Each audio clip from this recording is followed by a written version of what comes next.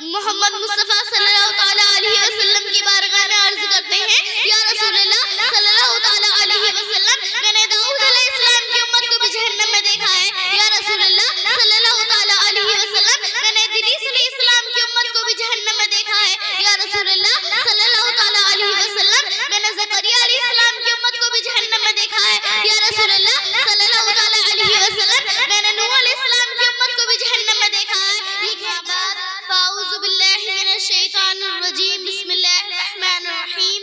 میرے استاذ محترم قاری آصف رضا ممبر نور پر تصریف فرما علماء اہل سنت، میری پیاری پیاری ماں بہنوں، سیدہ فاطمہ کی کنیزوں، ذکرہ فاطمہ کا سوغات سلام قبول کیجئے. السلام علیکم ورحمۃ اللہ وبرکاتہ.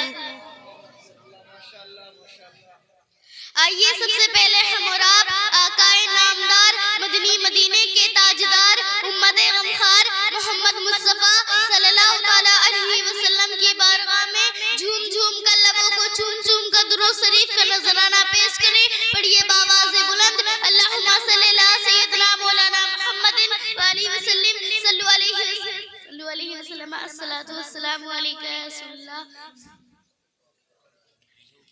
ایک مرتبہ حضرت عبدالمطلب خانہ کعبہ کا طواف کرتے ہیں اور کرتے کرتے کیا دیکھتے ہیں کہ خانہ کعبہ منہ کے بل گر جاتا ہے. حضرت عبدالمطلب پریشان ہو جاتے ہیں اور کہتے ہیں ابھی تو خانہ کعبہ کی تعمیر کرائی گئی تھی، اچانک خانہ کعبہ گر کیسے گیا؟ حضرت عبدالمطلب پریشان ہو کر باہر آتے ہیں. باہر انہیں ایک لونڈی ملتی ہے. وہ لونڈی ان سے کہتی ہے اے حضرت عبدالمطلب تیرے گھر پوتا پیدا ہوا ہے. حضرت عبدالمطلب نے فرما دیا کہ خانہ کعبہ گرا نہیں تھا بلکہ سجدے میں تھا، کیونکہ آج میرے پوتے محمد مصطفیٰ صلی اللہ علیہ وسلم کی ولادت و شہادت قریب ہے. اس لیے تو شاعر نے کیا خوب فرمایا ہے، حاجیو آؤ شہنشاہ کا روزہ دیکھو، حاجیو آؤ شہنشاہ کا روزہ دیکھو، کعبہ دیکھ چکے ہو کعبے کا کعبہ دیکھو. حضرت جبریل امین ایک مرتبہ محمد مصطفیٰ صلی اللہ علیہ وسلم کی بارگاہ میں عرض کرتے ہیں یا رسول اللہ صلی اللہ علیہ وسلم میں نے داؤد علیہ السلام کی امت کو بھی جہنم میں دیکھا ہے. یا رسول اللہ صلی اللہ علیہ وسلم میں نے ادریس علیہ السلام کی امت کو بھی جہنم میں دیکھا ہے. یا رسول اللہ صلی اللہ علیہ وسلم میں نے زکریا علیہ السلام کی امت کو بھی جہنم میں دیکھا ہے. یا رسول اللہ صلی اللہ علیہ وسلم میں نے نوح علیہ السلام کی امت کو بھی جہنم میں دیکھا ہے. یہ کہہ کر حضرت جبریل امین خاموش ہو جاتے ہیں اور کہتے ہیں اگر میں نے حضور کو ان کی امت کو جہنم میں جانے کا تذکرہ کر دیا تو حضور کی آنکھوں سے آنسو اسبان ہونے لگیں گے، حضور کا چین بے چینی میں بدل جائے گا، حضور کا قرار بے قراری میں بدل جائے گا، حضور بے چین ہو جائیں گے، حضور بے قرار ہو جائیں گے. اتنے میں میرے حضور عرض کرتے ہیں اے جبریل امین کہ تو نے میری امت کو بھی جہنم میں دیکھا ہے.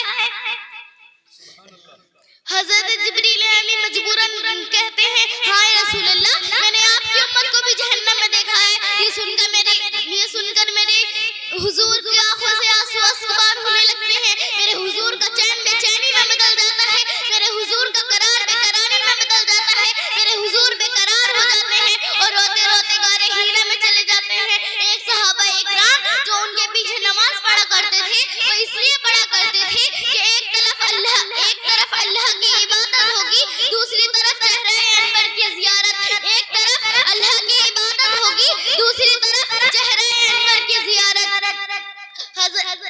میرے حضور گا رہی وہ صحابہ حضرت جبریل امین ان صحابہ سے کہتے ہیں، وہ صحابہ اکرام ایک جنگل میں جاتے ہیں اور ایک چرواہے سے کہتے ہیں اے چرواہے کہ تو نے میرے محمد کو دیکھا ہے، اے چرواہے کہ تو نے مذاق البصر کو دیکھا ہے. اے چرواہا کہتا ہے میں کسی محمد کو نہیں جانتا، میں کسی مذاق البصر کو نہیں جانتا، بس میں اتنا جانتا ہوں کہ اس گان میں کوئی اتنا پھوٹ پھوٹ کے روتا ہے، اتنی دردناک آواز سے روتا ہے کہ اس کی آواز سے میری بکریوں نے چڑھنا چھوڑ دیا. اللہ اکبر. میرے حضور غار حرا میں زاروں قطار رو رہے ہیں. کس کے لیے رو رہے ہیں؟ ہم گناہگار امتیوں کے لیے رو رہے ہیں جن سے آج کل ڈھنگ سے نماز بھی پڑھنی نہیں آتی. جب وہ صحابہ اکرام اس چرواہے سے یہ بات سنتے ہیں تو سمجھ جاتے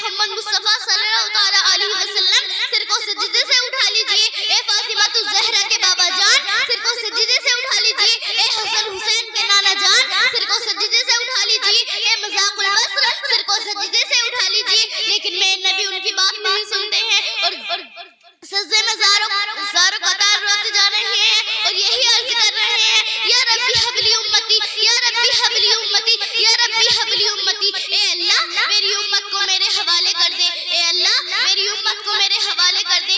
آپ نے سجدے تو بہت سے دیکھے ہوں گے، ہر کسی نے سجدے میں سبحان ربی الاعلیٰ پڑھا، کسی مفتی نے سجدہ کیا تو سبحان ربی الاعلیٰ پڑھا، عثمان غنی نے سجدہ کیا تو سبحان ربی